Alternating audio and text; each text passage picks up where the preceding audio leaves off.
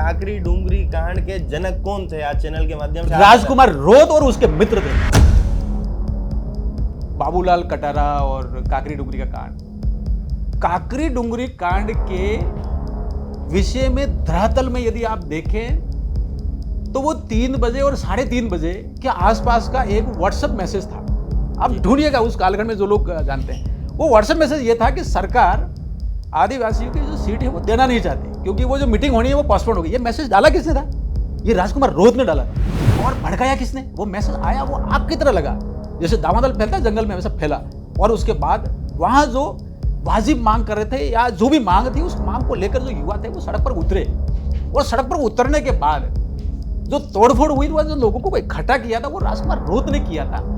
वो बीटीपी थी तत्कालीन, और बीटीपी सरकार की भागीदार थी। इस बात को भी बहुत समझना जरूरी है। एसपी की गाड़ी जला दी जाती, एसपी की गाड़ी को कौन जलाता है? ऐसे लोग कौन सी मानसिकता के होते हैं? एक बात खतरनाक है ना। दूसरी बात, भीड़ दौड़कर डॉक्टर दयाराम परमार तत्कालीन विधायक और आज भी विधायक है, उनके घर को जलाने के लिए जा रहे थे। तीसरी बात और इंपॉर्टेंट, 3 लोगों के स्टेटमेंट आए। रघुवीर सिंह मीणा का स्टेटमेंट आया कि बाहरी तत्व इसमें शामिल थे। मदन दिलावर जी का स्टेटमेंट आया कि कहीं नक्सलवाद और उसका मामला तो नहीं है। और दयाराम परमार ने बकायदा खूब गालियां दी है। तो आदिवासी समाज के 2 किशोरमय बालक, किसी के घर के दीपक, 2 बुझ गए, पुलिस की गोलियों से 2 बालक मर गए, और उस पर राजनीतिक रोटियां सेकी राजकुमार रोत ने। ये सारे लोगों को इकट्ठा किया था। ये सारा प्रकरण जब हुआ तो मुझे लगता है कांग्रेस टारगेट पर है, राजकुमार रोत बीटीपी में है।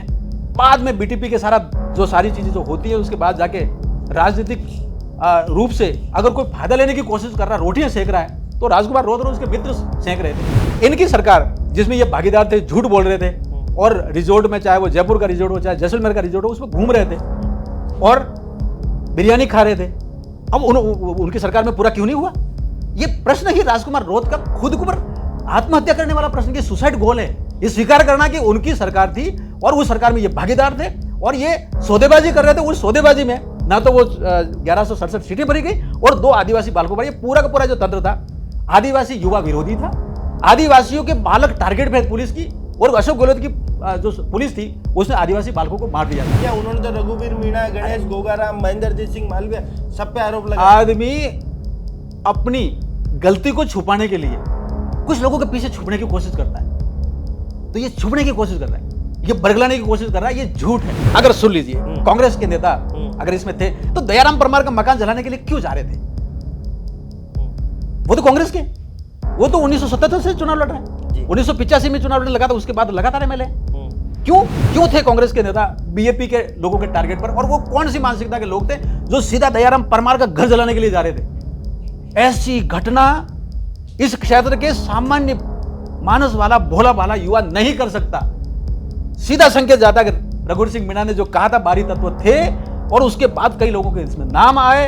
अगर बीटीपी समाज की पार्टी तो समाज की बात नहीं मानते हो, जाजम की बात नहीं मानते हो, आप ये कहने लग जाते हो साहब नहीं मेरे पास पैसा आ गया। कितना पैसा आ गया? वो महेंद्रजीत सिंह मालवीय से पूछिए, उन्होंने कहा 25-25 करोड़ रुपए मिला था। बाद के और ज्यादा स्टेटमेंट आए, महेंद्र जी ने उसमें स्टेटमेंट दिया कि पैसा 40-40 करोड़ रुपए मिला था। अब पैसा इकट्ठा हो गया, कांड कर दिया, लोगों को बेवकूफ बना दिया, समाज को बरगला दिया, युवाओं को सूली पर चढ़ा दिया, उसके बाद आपने पार्टी को तोड़ दिया। ये वेलराम गोगरा से जाके पूछिए उनसे क्या हुआ। मालवीय जी के प्रकरण में सबसे ज्यादा बौखलाया हुआ कौन है?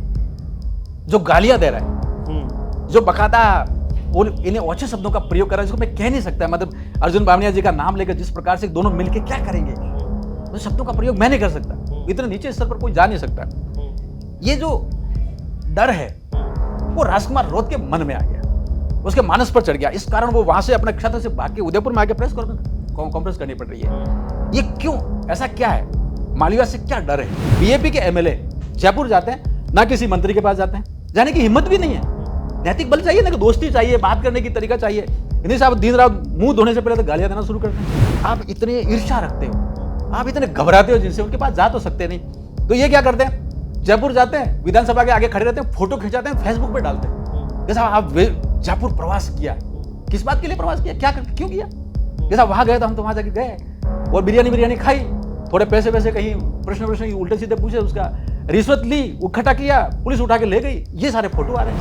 आपको धमकी भी दी गई? बाहर आके मिल लेना, और वो सबने सुना भी सर, उसके बाद अपनी सुरक्षा हम बढ़ा। बिंदास घूमते हैं अपने क्षेत्र में, जो व्यवस्था है उसी में, हमारे अपने लोग हैं, हम किसी से डरने वाले नहीं हैं। ये डराने वाले जो लोग हैं ना, ये तो क्षणिक हैं जी। वो केवल डराते हैं, भड़काते हैं और मैदान छोड़कर भाग जाते हैं, इससे ज्यादा उनके पास कुछ है नहीं। नमस्कार, मैं मयूर अलवेला और आप देख रहे हैं अलवेला राजस्थान। इस वक्त हमारे साथ उदयपुर के सांसद महोदय मन्नालाल जी मौजूद हैं। मन्नालाल जी, सबसे पहले चैनल पे बहुत बहुत स्वागत है सर आपका। धन्यवाद जी। सर, हम ये जानना चाहते हैं कि अभी हाल ही में आपके परम मित्र, जैसे जेठालाल के परम मित्र हैं मेहता साहब, जैसे आपके परम मित्र हैं राजकुमार जी, उन्होंने उदयपुर में एक प्रेस कॉन्फ्रेंस करी और उन्होंने कहा कि बाबूलाल कटारा को आरपीएससी का सदस्य बनाना काकरी डूंगरी कांड का इनाम था। इस बात में कितनी सच्चाई है? देखिए मयूर जी, हम विश्व बंधु नरेंद्र मोदी जी के कार्यकर्ता, पूरी दुनिया को हम अपना मित्र मानते हैं। बकायदा जब अपने जीवन शैली में उतरते हैं तो हम संस्कृत के वो बात याद आती है, अयम निज परो वेति गणना लघु चेतसा उदार चरितनाम तो वसुधैव कुटुंबकम। ये सारे पूरी दुनिया हमारा मित्र है, हमारा अपना परिवार है। तो कोई एक ही मित्र है ऐसा नहीं जी, सभी ही हमारे मित्र हैं, सभी हमारे सखा हैं। आप भी हमारे मित्र हैं और जो दर्शक सुन रहे हैं वो भी बहुत स्नेह रखते हैं जी, छोटा भाई बड़ा भाई जो उम्र के हिसाब से मानते हैं। मुझे लगता है जो विषय आपने कहा, बाबूलाल कटारा और काकरी डुंगरी का कांड, काकरी डुंगरी कांड के विषय में धरातल में यदि आप देखें तो वो 3 बजे और 3:30 बजे के आसपास का एक व्हाट्सएप मैसेज था। आप ढूंढिएगा उस कालखंड में, जो लोग जानते हैं, वो व्हाट्सएप मैसेज ये था कि सरकार आदिवासियों की जो सीट है वो देना नहीं चाहती क्योंकि वो जो मीटिंग होनी है वो पोस्टपोन हो गई। ये मैसेज डाला किसने था? ये राजकुमार रोत ने डाला था, वो जो उस बैठक में जाने वाले थे। और भड़काया किसने? वो मैसेज आया, वो आग की तरह लगा, जैसे दावानल फैलता है जंगल में, वैसा फैला। और उसके बाद वहां जो वाजिब मांग कर रहे थे या जो भी मांग थी, उस मांग को लेकर जो युवा थे वो सड़क पर उतरे। और सड़क पर उतरने के बाद जो तोड़फोड़ हुई, जो लोगों को इकट्ठा किया था वो राजकुमार रोत ने किया था। वो बीटीपी थी तत्कालीन, और बीटीपी सरकार की भागीदार थी। इस बात को भी बहुत समझना जरूरी है। वो मैसेज, सड़क पर उतरना, 72 घंटे तक हाईवे जाम रहना, और उसके बीच में मजेदार 3 घटनाएं और होती है। एसपी की गाड़ी जला दी जाती है। एसपी की गाड़ी को कौन जलाता है? ऐसे लोग कौन सी मानसिकता के होते हैं? एक बात खतरनाक है ना। दूसरी बात, भीड़ दौड़कर डॉक्टर दयाराम परमार, तत्कालीन विधायक और आज भी विधायक है, उनके घर को जलाने के लिए जा रहे थे। तीसरी बात और इंपॉर्टेंट, 3 लोगों के स्टेटमेंट आए। रघुवीर सिंह मीणा का स्टेटमेंट आया कि बाहरी तत्व इसमें शामिल थे। मदन दिलावर जी का स्टेटमेंट आया कि कहीं नक्सलवाद और उसका मामला तो नहीं है। और दयाराम परमार ने बकायदा खूब गालियां दी हैं।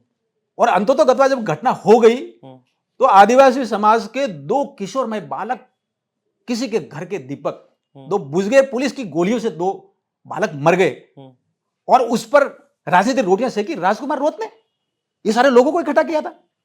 ये सारा प्रकरण जब हुआ तो मुझे लगता है कांग्रेस टारगेट पर है, राजकुमार रोत बीटीपी में है। बाद में बीटीपी के सारी चीजें जो होती है, उसके बाद जाके राजनीतिक रूप से अगर कोई फायदा लेने की कोशिश कर रहा है, रोटियां सेक रहा है, तो राजकुमार रोत और उसके मित्र सेक रहे थे और आगे जाके उसको भुनाया। तो स्पष्ट रूप से कहा ना कि भाई जब ये काकरी डुंगरी कांड हुआ उसके 15-20 दिन के भीतर ही बाबूलाल कटारा को आरपीएससी का सदस्य बनाया। अरे महाराज, महत्वपूर्ण यह है कि बीटीपी ने ही ये पूरा प्रकरण रचा था उन युवाओं को। अब आप बात बताइए, 1167 सीटें कौन सी थी? 1167 सीटें वो थी जो जनरल कोटे की थी, भरी नहीं गई थी। और राजकुमार रोत ने गलत व्याख्या करके यह कहा कि आदिवासियों से भर दें। इसकी गलत व्याख्या इसलिए कह रहा हूं कि आदिवासी को जो कट ऑफ पॉइंट था वो 40% था और जनरल का कट ऑफ पॉइंट 55% था। 55% पर कैसे ले जाके उनको 40 पर कर देंगे? एक व्यवस्था है। और जो एसटी का बंदा युवा यदि 55% के ऊपर आया तो उसको जनरल मानते हैं। आपको मानना चाहिए, पूरी व्यवस्था पूरी सरकार की। वो तो जनरल में चला गया और यहां पर मांगना, वो आज भी मांग पूरी नहीं हुई। इनकी सरकार जिसमें ये भागीदार थे, झूठ बोल रहे थे और रिजोर्ट में, चाहे वो जयपुर का रिजोर्ट हो चाहे जैसलमेर का रिजोर्ट हो, उसमें घूम रहे थे और बिरयानी खा रहे थे। अब उनकी सरकार में पूरा क्यों नहीं हुआ? ये प्रश्न ही राजकुमार रोत का खुद को आत्महत्या करने वाला प्रश्न, की सुसाइड गोल है। ये स्वीकार करना कि उनकी सरकार थी और उस सरकार में ये भागीदार थे और ये सौदेबाजी कर रहे थे। उस सौदेबाजी में ना तो वो 1167 सीटें भरी गई और 2 आदिवासी बालकों पर, ये पूरा का पूरा जो तंत्र था आदिवासी युवा विरोधी था। आदिवासियों के बालक टारगेट पे पुलिस की, और अशोक गहलोत की जो पुलिस थी उसने आदिवासी बालकों को मार दिया था। सवाल मुख्य ये है कि काकरी डूंगरी कांड के जनक कौन थे? आज चैनल के माध्यम से राजकुमार रोत और उसके मित्र थे। आप उस टाइम की वीडियो मित्रता देखिए। रघुवीर मीणा से भी थी क्या? उन्होंने तो रघुवीर मीणा, गणेश गोगाराम, महेंद्रजीत सिंह मालवीय सब पे आरोप लगा। आदमी अपनी गलती को छुपाने के लिए कुछ लोगों के पीछे छुपने की कोशिश करता है, तो ये छुपने की कोशिश कर रहा है, ये बरगलाने की कोशिश कर रहा है, ये झूठ है विशुद्ध रूप से। अगर सुन लीजिए, कांग्रेस के नेता अगर इसमें थे तो दयाराम परमार का मकान जलाने के लिए क्यों जा रहे थे? वो तो कांग्रेस के, वो तो 1977 से चुनाव लड़ रहे हैं, 1985 में चुनाव लगा था, उसके बाद लगातार एमएलए। क्यों थे कांग्रेस के नेता बीजेपी के लोगों के टारगेट पर? और वो कौन सी मानसिकता के लोग थे जो सीधा दयाराम परमार का घर जलाने के लिए जा रहे थे? ऐसी घटना इस क्षेत्र के सामान्य मानस वाला भोला भाला युवा नहीं कर सकता। सीधा संकेत जाता है कि रघुवीर सिंह मीणा ने जो कहा था बारी तत्व थे, और उसके बाद कई लोगों के इसमें नाम आए, उसमें पंजाब के भी कुछ लोग थे, सब लोगों ने देखा है। मेरे पास कभी आप फुर्सत में आप आइए, वो 200 पेज का नोट जो उसमें एक एक अखबार में खबर छपी थी, और जो अखबार के अलग अलग चित्र थे वो सारे कलेक्ट किए। राजकुमार जी का एक मैसेज जो बहुत आंख की तरह वायरल होता है, उन्होंने आपके ऊपर भी आरोप लगाए थे कि एक ऑडियो आपका भी वायरल होता है। अरे देखिए, राजकुमार रोत 2018 में राजनीति में आए, उसके बाद हुआ क्या? इनका अध्यक्ष डॉक्टर वेलाराम घोगरा, और वेलाराम घोगरा ने और इनकी पार्टी ने एक नियम बनाया कि जो एक बार एमएलए बन जाता है वो दूसरी बार नहीं बनेगा। ये नियम तोड़ा किसने और उस पार्टी को छोड़ा किसने? आप ये समझिए, जिसने नियम तोड़ा, जिसने पार्टी को छोड़ा, और उसी ने ही ये सारा बखेड़ा खड़ा किया। और महत्वपूर्ण बात, आपकी आकांक्षा इतनी हो जाती है कि आप समाज की बात नहीं मानते हो। अगर बीटीपी समाज की पार्टी तो समाज की बात नहीं मानते हो, जाजम की बात नहीं मानते हो, आप ये कहने लग जाते हो साहब नहीं मेरे पास पैसा आ गया। कितना पैसा आ गया? वो महेंद्र जी मालवीय से पूछिए, उन्होंने कहा 25-25 करोड़ रुपए मिला था। बाद के और ज्यादा स्टेटमेंट आए, महेंद्र जी ने उसमें स्टेटमेंट दिया कि पैसा 40-40 करोड़ रुपए मिला था। अब पैसा इकट्ठा हो गया, कांड कर दिया, लोगों को बेवकूफ बना दिया, समाज को बरगला दिया, युवाओं को सूली पर चढ़ा दिया, उसके बाद आपने पार्टी को तोड़ दिया। ये वेलाराम घोगरा से जाके पूछिए उनसे क्या हुआ। ये तोड़ने के बाद अब सारे के सारे रोज के जो स्टेटमेंट है सारे के सारे बरगलाने वाले हैं, और युवाओं को मानस भ्रमित करने वाले हैं, अलगाववाद वाले हैं, और आगे जाके आप देखिए कैथोलिक चर्च ऑफ रांची के एजेंडे को आगे बढ़ाने वाले सारे विषय। अब राजकुमार रोत की सच्चाई जिस दिन समाज जान जाएगा, एक एक युवा जान जाएगा, मुझे लगता है ये इस क्षेत्र को छोड़ना पड़ेगा उनको, ऐसी स्थिति बन रही है। अच्छा, मेरा एक मुख्य प्रश्न है कि इधर भाजपा छोड़ी, इधर जांच एजेंसियां दौड़ी, 48 घंटे भी नहीं बीते और मालवीय जी के घर पर जो है वो जांच एजेंसियां पहुंच जाती है। ये राजनीति का क्या सबसे निचला स्तर नहीं है? मतलब आपकी पार्टी में कोई रहे तो वो पाक साफ, और आपकी पार्टी से निकले तो वो दोषी। मयूर जी, जो शासन के क्षेत्र में क्या हो रहा मुझे आइडिया नहीं, मैं तो केवल इतनी जरूर है कि अखबार के माध्यम, अभी सुनिए, अखबार के माध्यम से जानकारी मिली है, क्या मुद्दा कब शुरू हुआ, कब है, क्या चीजें हैं, कहाँ, ये सारी चीजें फैब्रिकेटेड भी की जाती है कई बार, ये चीजें चलती हैं, ये बड़े बड़े खिलाड़ी है राजनीति के। मैं इसमें एक मजेदार बात बताता हूं, मालवीय जी के प्रकरण में सबसे ज्यादा बौखलाया हुआ कौन है? जो गालियां दे रहा है, जो बकायदा इन्हें ओछे शब्दों का प्रयोग कर रहा है, जिसको मैं कह नहीं सकता, मतलब अर्जुन बामनिया जी का नाम लेकर जिस प्रकार से दोनों मिलकर क्या करेंगे, उन शब्दों का प्रयोग मैं नहीं कर सकता, इतने नीचे स्तर पर कोई जा नहीं सकता। ये जो डर है वो राजकुमार रोत के मन में आ गया, उसके मानस पर चढ़ गया, इस कारण वो वहां से अपने क्षेत्र से भाग के उदयपुर में आके प्रेस कॉन्फ्रेंस करनी पड़ रही है। ये क्यों? ऐसा क्या है? मालवीय से क्या डर है? इस नई परिस्थिति से क्या डर है? मालवीय से है, या फिर ये जो नई परिस्थितियां बन रही है पंचायती राज चुनाव को लेकर, उसका डर है? मुझे लगता है बहुत जल्दी, मैंने पहले भी कहा है, जिस दिन समाज, जिस दिन युवा, जिस दिन महिला, क्षेत्र, सर्व समाज ये समझ जाएगा कि ये रचना क्या है, ये विदेशियों के पादरी वेरियर एल्विन की रचना है या कैथोलिक चर्च की है, तो वो भागेंगे। मुझे लगता है मूल प्रश्न ये है, मूल प्रश्न यही है। मालवीय जी के साथ कनेक्ट जरूर कर सकते हो आप, लेकिन मूल प्रश्न ये है कि जो कुछ भी हो रहा है, मुझे लगता है इसमें जो एपिसेंटर है, भूकंप का जो केंद्र है ना, वो राजकुमार रोत की पार्टी का अपना घर है, क्योंकि एकमात्र तो वही तो है, बाकी को तो सबको बना रखा वसूली करने के लिए। मुख्य प्रश्न आपसे ये है कि भाई कांग्रेस का जो वोट बैंक है वो कहा जाता है कि माइनॉरिटी और SC ST जो है वो कांग्रेस का कोर वोट बैंक है, बीजेपी का कोर वोट बैंक जनरल है, और राजकुमार जी की पार्टी का भी जो वोट बैंक है वो SC ST और माइनॉरिटी। तो क्या महेंद्रजीत सिंह मालवीय के कांग्रेस में जाने से राजकुमार रोत की पार्टी, भारत आदिवासी पार्टी के वोट बैंक पे एक बड़ा फर्क पड़ेगा? देखिए, अभी तो मालवीय जी की जो सदस्यता है ना वो बीजेपी की है, अभी तो उन्होंने कहा है मैं जा रहा हूं, या जो भी हुआ उनकी मीटिंग में क्या हुआ, ये सब अटकलें हैं। आगे क्या होना है, ऊंट किस करवट बैठेगा, ये तो अभी अधूरा ही रखो, इसको आगे जाके अपन बात करेंगे। मुद्दा क्या है कि जो भाजपा का वोट है, मैं आपको एक आंकड़ा बताता हूं। पूरे देश में एसटी की 47 सीटें हैं लोकसभा की। ये 2019 में 34 सीटें बीजेपी के पास थी। कितनी थी? 34, और आज की तारीख में 27 है। आप बताइए एसटी का वोट किसके साथ है? एसटी मोदी जी के साथ है या नहीं है? प्रश्न मतलब खुलासा होना चाहिए इसका। लेकिन परंपरागत तरीके से जितने राजनीतिक थी, जितने बातें करते थे लोग, ये मेरा और वोट बैंक, और बैंक बना के रखते थे कि मेरा बिल्कुल पैक है, वो सारी विषय तो ध्वस्त हो गए। मुझे लगता है वो तो वसुंधरा राजे के टाइम में हो गया था, जब 163 सीटें भाजपा को राजस्थान में मिली थी, और मोदी जी के कालखंड में तो फिर लोकसभा का, ये सारी जो चीजें आप थोड़ा विश्लेषण करेंगे तो चीजें बदली हुई नजर आ रही है। कोई एक विधानसभा की सीट भाजपा के पास रही है, कितने बार रही है, कितने टाइम फ्रीक्वेंसी पर रही है, कि अभी क्या स्थिति चल रही है, तो इसको जब विश्लेषण करेंगे तो ऐसा ध्यान में आता है कि राजस्थान की 200 में से 180 सीटें भाजपा या तो जीती हुई है या जीत सकती है, या वो पोजीशन बन रही है। वही स्थिति ट्राइबल बेल्ट में है। अब पिताजी तो कांग्रेस के कट्टरवादी, लेकिन बच्चे जो है ना, वो उनको मानते हैं पिताजी आप अपना विचार अपने पास रखो, विकास तो मोदी जी करेंगे। ये धरती आबा वो लेके आए, स्कूल उन्होंने बनाया, या ये जो एकलव्य रेजिडेंशियल मॉडल स्कूल उन्होंने बनाया, ये सड़कें वो लेके आ रहे हैं, प्रधानमंत्री आवास वो लेके आ रहे हैं, और लाखों की संख्या में ये चीजें आ रही हैं। सलोमर का नया जिला किसने बचा के रखा, उसको मजबूती से एडमिनिस्ट्रेटिव रिफॉर्म में अगर रखा तो वो भाजपा ने रखा। ये सब कुछ चीजें अपने सामने है। इस कारण परंपरागत तरीके से आप ना सोचें, बरगला के कोई एक क्षणिक कोई आ जाता है, कहीं कुछ कर लेता है, तो एक अलग विषय। तो मतलब आने वाले पंचायती राज चुनाव में जो है बीजेपी को इसका फायदा मिलेगा? देखिए बीजेपी तो आएगी ही आएगी, फायदा और नुकसान का विषय नहीं है। भाजपा को जनता जानती है कि ये डबल इंजन की सरकार है। जयपुर में काम यही करते हैं, दिल्ली में यही करते हैं, दिल्ली से पैसा। एक बार सुनिए, अब सुनिए, कम से कम बांसवाड़ा में एक रेल का इंजन तो देते हैं। मैं आपको बता रहा हूं, बांसवाड़ा में रेल का इंजन जो फर्जीवाड़ा किया था, वो पिछले 25 साल से वो कांग्रेस ने किया था। कांग्रेस ने, उनकी चिट्ठियां हैं, आप पढ़िए। हम राजस्थान में ये कहा था कि 50% हम देंगे रेवेन्यू इसका रेल परियोजना के लिए, उन्होंने हाथ खड़े कर दिया, हम नहीं दे सकते। अब ये जनजातीय गौरव कॉरिडोर के नाम पे इसको डीफ्रीज किसने किया, वापस इसको चालू किसने कराया? बीजेपी ने कराया। ये तो विषय है। महत्वपूर्ण बात क्या है कि अब तेजी से जो विकास का काम है वो तो भाजपा का। मैं एक उदाहरण बताता हूं। बीजेपी के एमएलए जयपुर जाते हैं, ना किसी मंत्री के पास जाते हैं, जाने की हिम्मत भी नहीं है। नैतिक बल चाहिए ना, कि दोस्ती चाहिए, बात करने की तरीका चाहिए।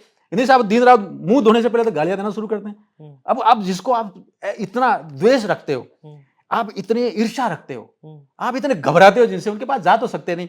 तो ये क्या करते हैं, जयपुर जाते हैं, विधानसभा के आगे खड़े रहते हैं, फोटो खिंचाते हैं, फेसबुक पे डालते हैं कि साहब आप जयपुर प्रवास किया। किस बात के लिए प्रवास किया, क्या क्यों किया? जैसा वहां गए तो हम तो वहां जाके गए और बिरयानी खाई, थोड़े पैसे कहीं प्रश्न उल्टे सीधे पूछे, उसका रिश्वत ली, इकट्ठा किया, पुलिस उठा के ले गई। ये सारे फोटो आ रहे हैं। नैतिक बल जो है ना इनके पास नहीं है कि भाजपा के नेताओं के पास में, माननीय मुख्यमंत्री जी के पास में, नेताओं के पास में जाके मंत्री के पास में बैठे और अपना अप्रूवल करा के लाए। ऐसा कोई उदाहरण नहीं है। मैंने अपने पिछले 2 साल की राजनीतिक जीवन में मैंने बिल्कुल कहीं नहीं देखा। सीधा है, सार्वजनिक जीवन में भी देखा कि ये केवल भागते रहे, गालियां देते रहे। आज वहां प्रेस कॉन्फ्रेंस की, वहां प्रेस कॉन्फ्रेंस, इसके अलावा कुछ नहीं है। कभी ये छत्तीसगढ़ में जा रहे, आपको ध्यान होगा बिहार का भी विधानसभा का चुनाव हुआ, अपनी पार्टी इन्होंने वहां खड़ी की बिहार में। अच्छा, बिहार में पार्टी खड़ी की और वहां जाके चुनाव, अपने कैंडिडेट खड़े की और वहां जाके चुनाव लड़ रहे थे। झारखंड में इन्होंने खड़े किए। आप देखिए कहां पर कंसंट्रेशन है। ये केवल भागो, झूठ बोलो भागो, झूठ बोलो भागो, ये करते रहो और बरगलाते रहो। अब ये चीजें समझ में आ गई। कई बार भोलेपन के माध्यम से चीजें आगे बढ़ जाती है। अंतिम और आखिरी, क्या महेंद्रजीत सिंह जी मालविया ने जो मीटिंग करने के बाद प्रेस कॉन्फ्रेंस भी करी, मतलब मीडिया से मुखातिब हुए, तो उन्होंने बताया कि भाई कांग्रेस में जाने के लिए उनकी डोटासरा जी से, टीकाराम जी जूली से, इनसे बात हुई है। क्या उनके जाने से सबसे ज्यादा फायदा अगर इस पूरे रीजन में किसी को होता है तो मन्ना लाल जी को? देखिए, हम कार्यकर्ता हैं, हम कार्य के साथ जुड़े हुए हैं, हम भूमिका के साथ जुड़े हुए हैं। मन्ना लाल सांसद का चुनाव लड़कर अपनी भूमिका का निर्वहन कर रहा है। इससे ज्यादा हमारा काम नहीं है। हमारा काम है जहां सेवा का कार्य हो, जैसे आज हमने जन सुनवाई की, जनता का काम है, जो हो सकता है उसको हम करेंगे। हम दौड़ेंगे, जो पार्टी ने विश्वास किया, जनता जनार्दन ने आशीर्वाद दिया। सोशल इंजीनियरिंग अपने आप में एक स्थान रखती है ना राजनीति में। सोशल इंजीनियरिंग के हिसाब से सबसे बड़ा आदिवासी चेहरा कौन है पार्टी के पास? मन्ना लाल जी रावत। अब मन्ना लाल जी का इलाका सिर्फ उदयपुर तक सीमित नहीं रहा। अब महेंद्रजीत सिंह मालवीय के जाने के बाद डूंगरपुर, बांसवाड़ा में एक में अधिकार होगा आपका। देखिए, ऐसा नहीं, संगठन जैसा आदेश देता है वो हम काम करते हैं। हम्म, संगठन ने ये कहा कि ये काम प्राथमिकता पे करना, एसआईआर का काम करना तो एसआईआर का काम करना। अभी जी राम जी की प्रेस कॉन्फ्रेंस करनी तो हम वो प्रेस कॉन्फ्रेंस करेंगे। संगठन ने बीच में आदेश दिया कि आप फलोदी में जाके प्रेस कॉन्फ्रेंस करिए, तो फलोदी जाके हम वहाँ के एमएलए पब्बाराम जी के साथ बैठ के हम प्रेस कॉन्फ्रेंस करके, ये दायित्व है हमारा। काम जो संगठन निर्देश देता है उसको काम करने पर है। लेकिन मेरी अपनी जो जिम्मेदारियां हैं वो लोकसभा क्षेत्र उदयपुर की है। उदयपुर लोकसभा क्षेत्र के में हमारे 46 मंडल हैं और मंडल लेवल पर क्या प्रॉब्लम चल रही है, क्या काम करना है, वहाँ आकांक्षा क्या है, कमियां क्या है, समस्याएं क्या है, उसको हम आइडेंटिफाई करते हैं, कोशिश करते हैं कि उनका समाधान हो। आखिरकार हमारा अपना एक एक व्यक्ति का कल्याण जो है विकसित भारत का हिस्सा है, वो विकसित होगा, उसकी समस्या निराकरण होंगी तो विकसित भारत में हम बहुत गौरव के साथ में खड़े रहेंगे। यही हमारा ध्यान है। क्या मन्ना लाल जी ने उस दिन जो दिशा की बैठक हुई थी उसके बाद अपनी सुरक्षा बढ़ाने के लिए कोई मांग करी क्या? क्योंकि आपको जिस तरह से आपने बताया कि आपको धमकी भी दी गई बाहर आके मिल लेना, और वो सबने सुना भी सही, उसके बाद अपनी सुरक्षा हम बढ़ाने बिंदास घूमते हैं अपने क्षेत्र में, जो व्यवस्था है उसी में, हमारे अपने लोग हैं, हम किसी से डरने वाले नहीं हैं। ये डराने वाले जो लोग हैं ना ये तो क्षणिक हैं जी, वो केवल डराते हैं, भड़काते हैं और मैदान छोड़कर भाग जाते हैं, इससे ज्यादा उनके पास कुछ है नहीं।